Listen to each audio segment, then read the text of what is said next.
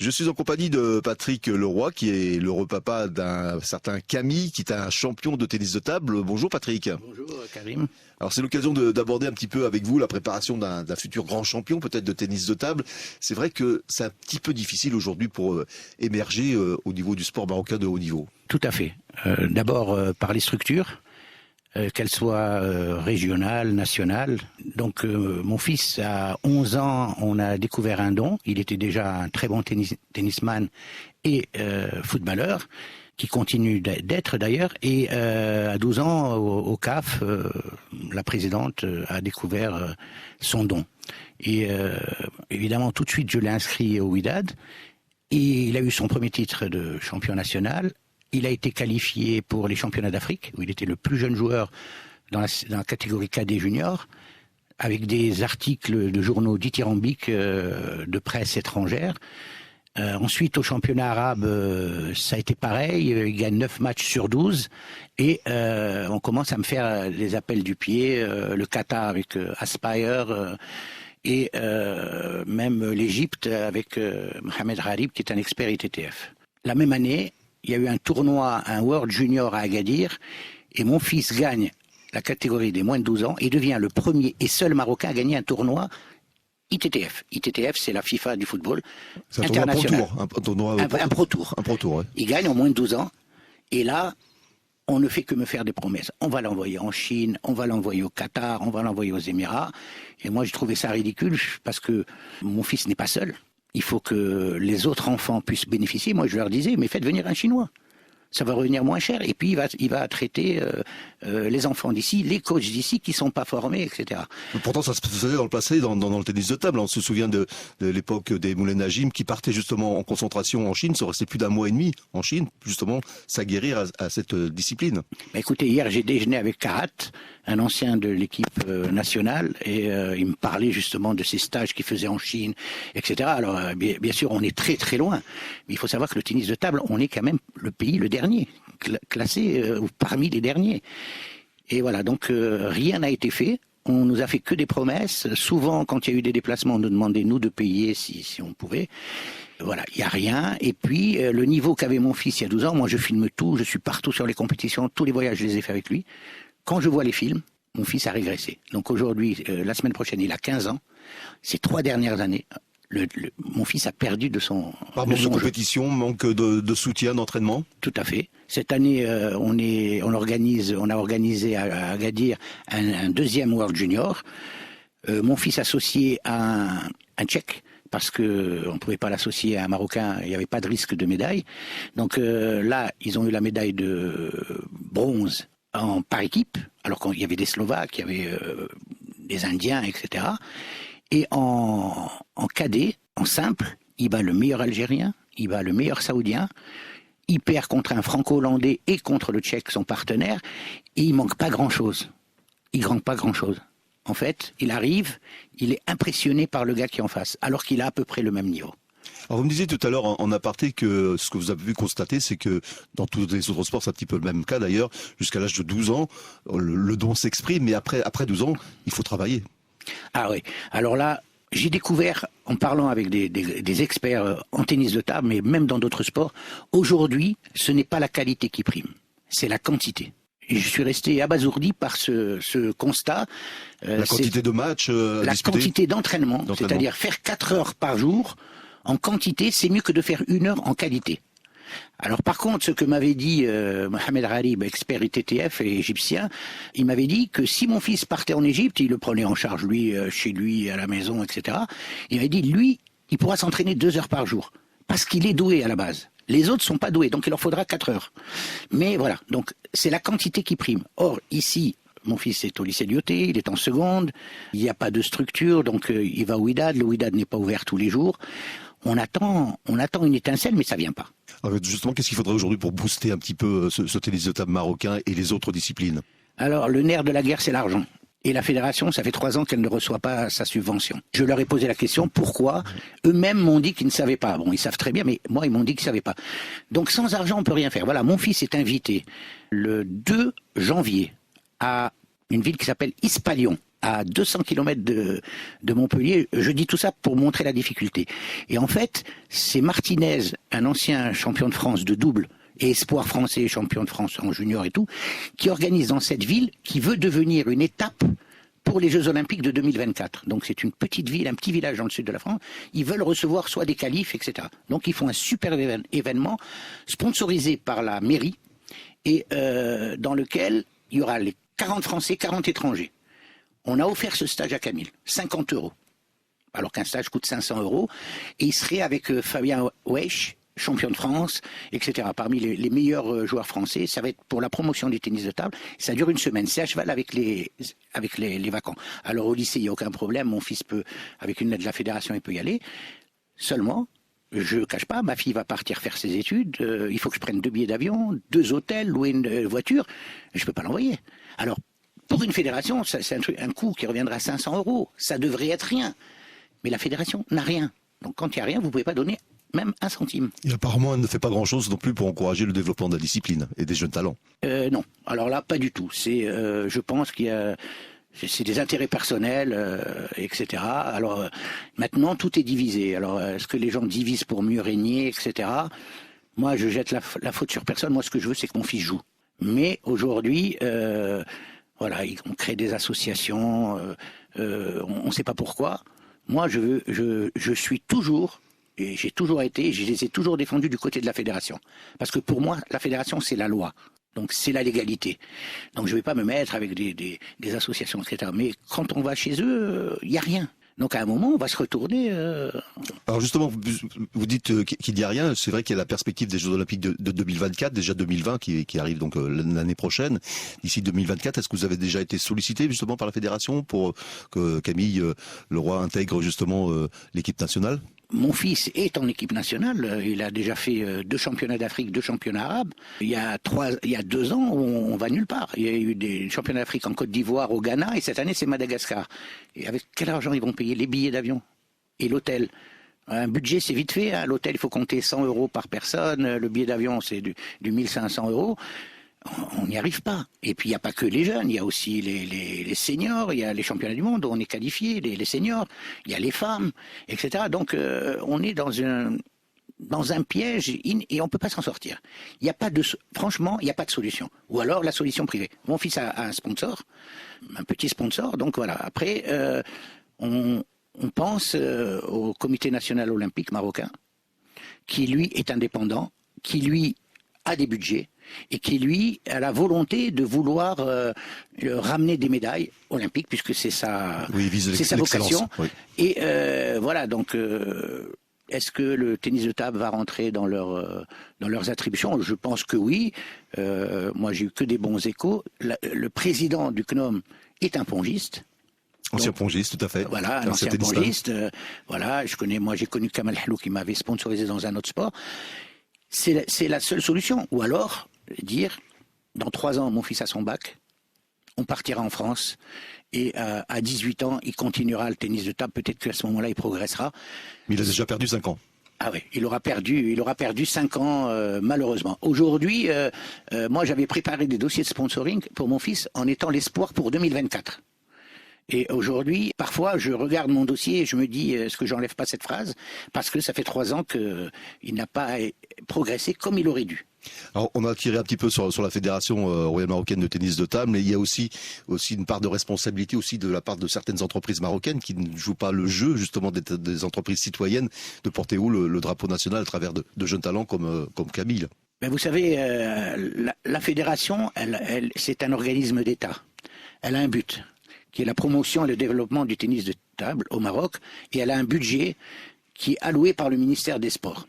Budget qu'elle n'a plus, hein, rappelons-le. Qu'elle n'a plus, et donc elle est, on va dire, à découvert de moins 3 millions, et qu'elle attend ces 3 millions qu'on ne lui a pas donnés. Après, les raisons pour lesquelles, ça reste flou, elle a été auditée, elle aurait fourni tous les papiers.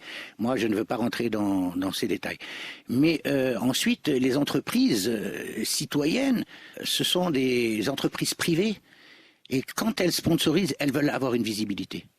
Donc, elles vont afficher dans les tournois, etc. Bon, moi, pour le World Junior d'Agadir, j'ai utilisé le sponsor de mon fils pour ramener 900 bouteilles d'eau.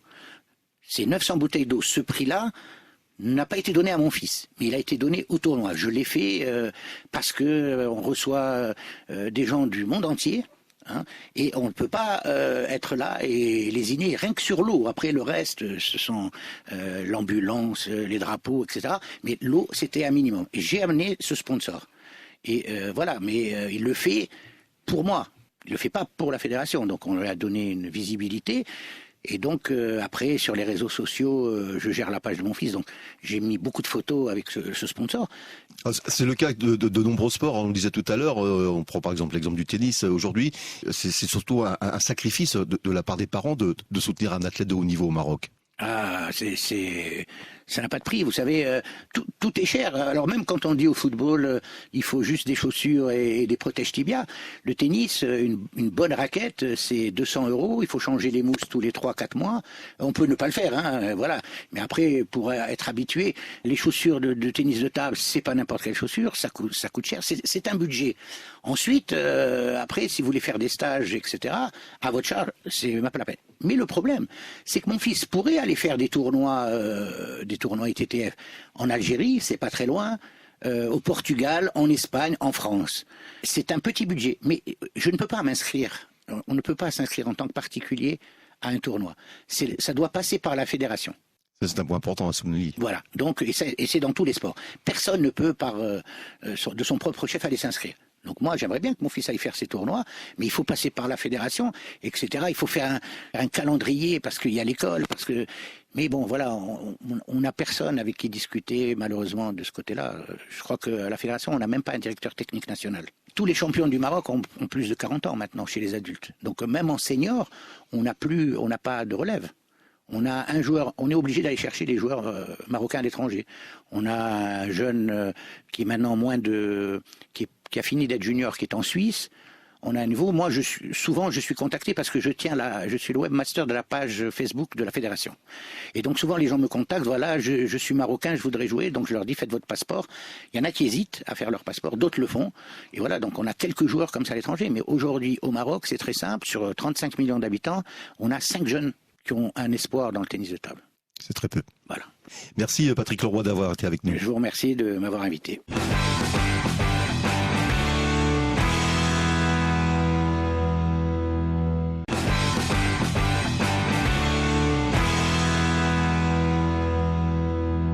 Je suis en compagnie de Patrick Leroy, qui est l'heureux papa d'un certain Camille, qui est un champion de tennis de table. Bonjour Patrick. Bonjour Karim.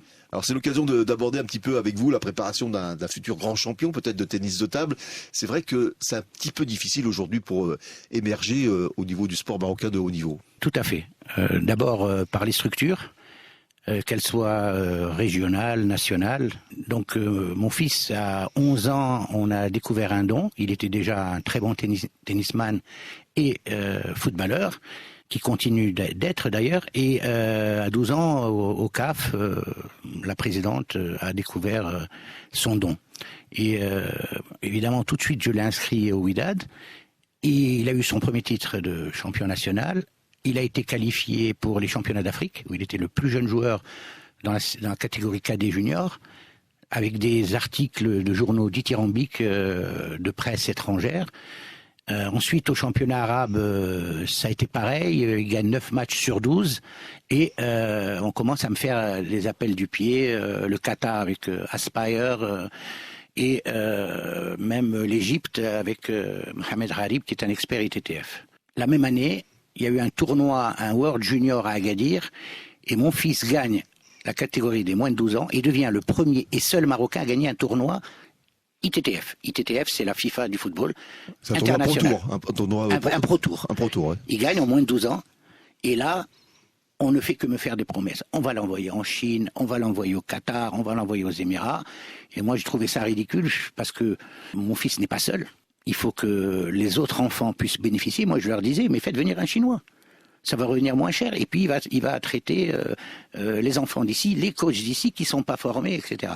Pourtant, ça se faisait dans le passé, dans le tennis de table. On se souvient de l'époque des Moulay Najim qui partaient justement en concentration en Chine, sont restés plus d'un mois et demi en Chine, justement s'aguerrir à cette discipline. Bah écoutez, hier j'ai déjeuné avec Karat, un ancien de l'équipe nationale, et il me parlait justement de ces stages qu'il faisait en Chine, etc. Alors bien sûr, on est très très loin, mais il faut savoir que le tennis de table, on est quand même le pays le dernier, classé parmi les derniers. Et voilà, donc rien n'a été fait. On nous a fait que des promesses. Souvent, quand il y a eu des déplacements, on nous demandait, nous, de payer si on pouvait. Voilà, il n'y a rien. Et puis, le niveau qu'avait mon fils il y a 12 ans, moi, je filme tout, je suis partout sur les compétitions, tous les voyages, je les ai faits avec lui. Quand je vois les films, mon fils a régressé. Donc aujourd'hui, la semaine prochaine, il a 15 ans. Ces 3 dernières années, mon fils a perdu de son Par manque de compétition, manque de soutien, d'entraînement. Tout à fait. Cette année, on a organisé à Agadir un deuxième World Junior. Mon fils associé à un Tchèque, parce que on pouvait pas l'associer à un Marocain, il n'y avait pas de risque de médaille. Donc là, ils ont eu la médaille de bronze par équipe, alors qu'il y avait des Slovaques, il y avait des Indiens, etc. Et en cadet, en simple, il bat le meilleur Algérien, il bat le meilleur Saoudien, il perd contre un Franco-Hollandais et contre le Tchèque, son partenaire, et il manque pas grand-chose. Il manque pas grand-chose. En fait, il arrive, il est impressionné par le gars qui est en face, alors qu'il a à peu près le même niveau. Alors vous me disiez tout à l'heure en aparté que ce que vous avez pu constater, c'est que dans tous les autres sports, c'est un petit peu le même cas d'ailleurs, jusqu'à l'âge de 12 ans, le don s'exprime, mais après 12 ans, il faut travailler. Ah oui, alors là, j'ai découvert, en parlant avec des experts en tennis de table, mais même dans d'autres sports, aujourd'hui, ce n'est pas la qualité qui prime, c'est la quantité. Et je suis resté abasourdi par ce constat. La quantité de matchs la quantité d'entraînement, c'est-à-dire faire 4 heures par jour, en quantité, c'est mieux que de faire 1 heure en qualité. Alors par contre, ce que m'avait dit Mohamed Gharib, expert ITTF et égyptien, il m'avait dit que si mon fils partait en Égypte, il le prenait en charge lui, chez lui, à la maison, etc. Il m'avait dit, lui, il pourra s'entraîner 2 heures par jour, parce qu'il est doué à la base. Les autres sont pas doués, donc il leur faudra 4 heures. Mais voilà, donc c'est la quantité qui prime. Or, ici, mon fils est au lycée Lyoté, il est en seconde, il n'y a pas de structure, donc il va au Wydad, le Wydad n'est pas ouvert tous les jours. On attend une étincelle, mais ça vient pas. Alors justement, qu'est-ce qu'il faudrait aujourd'hui pour booster un petit peu ce tennis de table marocain et les autres disciplines? Alors, le nerf de la guerre, c'est l'argent. Et la fédération, ça fait 3 ans qu'elle ne reçoit pas sa subvention. Je leur ai posé la question, pourquoi? Eux-mêmes m'ont dit qu'ils ne savaient pas. Bon, ils savent très bien, mais moi, ils m'ont dit qu'ils ne savaient pas. Donc, sans argent, on peut rien faire. Voilà, mon fils est invité le 2 janvier à une ville qui s'appelle Ispalion, à 200 km de Montpellier. Je dis tout ça pour montrer la difficulté. Et en fait, c'est Martinez, un ancien champion de France de double, et espoir français, champion de France en junior et tout, qui organise dans cette ville, qui veut devenir une étape pour les Jeux Olympiques de 2024. Donc c'est une petite ville, un petit village dans le sud de la France. Ils veulent recevoir soit des qualifs, etc. Donc ils font un super événement sponsorisé par la mairie et dans lequel il y aura les 40 Français, 40 étrangers. On a offert ce stage à Camille, 50 €. Alors qu'un stage coûte 500 €. Et il serait avec Fabien Weich, champion de France, etc. Parmi les meilleurs joueurs français. Ça va être pour la promotion du tennis de table. Ça dure 1 semaine. C'est à cheval avec les vacants. Alors au lycée, il n'y a aucun problème. Mon fils peut, avec une aide de la fédération, il peut y aller. Seulement, je ne cache pas, ma fille va partir faire ses études. Il faut que je prenne 2 billets d'avion, 2 hôtels, louer une voiture. Je ne peux pas l'envoyer. Alors, pour une fédération, c'est un coût qui reviendra à 500 €. Ça devrait être rien. Mais la fédération n'a rien. Donc quand il n'y a rien, vous ne pouvez pas donner même 1 centime. Et apparemment, elle ne fait pas grand-chose non plus pour encourager le développement de la discipline et des jeunes talents. Non, alors là, pas du tout. Je pense qu'il y a... C'est des intérêts personnels, etc. Alors maintenant, tout est divisé. Alors, est-ce que les gens divisent pour mieux régner, etc. Moi, je jette la faute sur personne. Moi, ce que je veux, c'est que mon fils joue. Mais aujourd'hui... voilà, on crée des associations, on ne sait pas pourquoi. Moi, je suis toujours, et j'ai toujours été, je les ai toujours défendus du côté de la fédération. Parce que pour moi, la fédération, c'est la loi. Donc, c'est la légalité. Donc, je ne vais pas me mettre avec des associations, etc. Mais quand on va chez eux, il n'y a rien. Donc à un moment, on va se retourner. Alors justement, vous dites qu'il n'y a rien. C'est vrai qu'il y a la perspective des Jeux Olympiques de 2024, déjà 2020 qui arrive donc l'année prochaine. D'ici 2024, est-ce que vous avez déjà été sollicité justement par la fédération pour que Camille Leroy intègre justement l'équipe nationale? Mon fils est en équipe nationale. Il a déjà fait 2 championnats d'Afrique, 2 championnats arabes. Il y a 2 ans, on va nulle part. Il y a eu des championnats d'Afrique en Côte d'Ivoire, au Ghana, et cette année, c'est Madagascar. Et avec quel argent ils vont payer les billets d'avion et l'hôtel? Un budget, c'est vite fait. Hein. L'hôtel, il faut compter 100 € par personne. Le billet d'avion, c'est du 1500 €. On n'y arrive pas. Et puis il n'y a pas que les jeunes, il y a aussi les seniors, il y a les championnats du monde où on est qualifié, les seniors, il y a les femmes, etc. Donc on est dans un piège et on peut pas s'en sortir.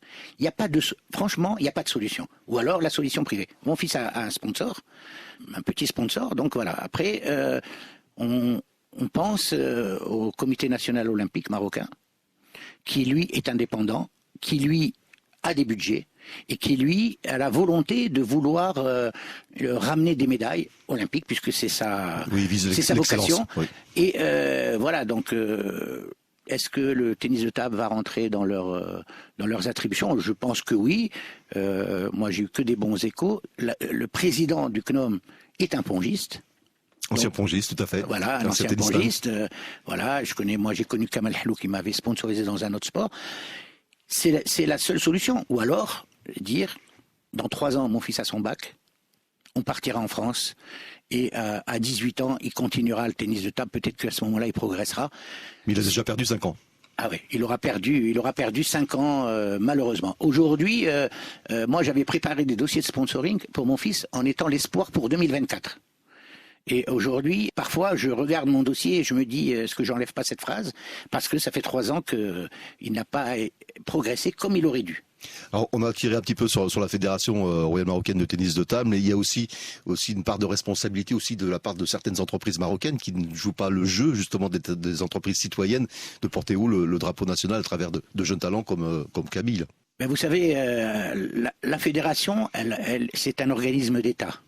Elle a un but, qui est la promotion et le développement du tennis de table au Maroc, et elle a un budget qui est alloué par le ministère des Sports. Budget qu'elle n'a plus, hein, rappelons-le. Qu'elle n'a plus, et donc elle est, on va dire, à découvert de moins 3 millions, et qu'elle attend ces 3 millions qu'on ne lui a pas donnés. Après, les raisons pour lesquelles, ça reste flou, elle a été auditée, elle aurait fourni tous les papiers. Moi, je ne veux pas rentrer dans ces détails. Mais ensuite, les entreprises citoyennes, ce sont des entreprises privées, et quand elles sponsorisent, elles veulent avoir une visibilité. Donc, elles vont afficher dans les tournois, etc. Bon, moi, pour le World Junior d'Agadir, j'ai utilisé le sponsor de mon fils pour ramener 900 bouteilles d'eau. Ces 900 bouteilles d'eau, ce prix-là n'a pas été donné à mon fils, mais il a été donné au tournoi. Je l'ai fait parce que on reçoit des gens du monde entier. Hein, et on ne peut pas être là et lésiner rien que sur l'eau. Après, le reste, ce sont l'ambulance, les drapeaux, etc. Mais l'eau, c'était un minimum. Et j'ai amené ce sponsor. Et voilà, mais il le fait pour moi. Il le fait pas pour la fédération. Donc, on lui a donné une visibilité. Et donc, après, sur les réseaux sociaux, je gère la page de mon fils. Donc, j'ai mis beaucoup de photos avec ce sponsor.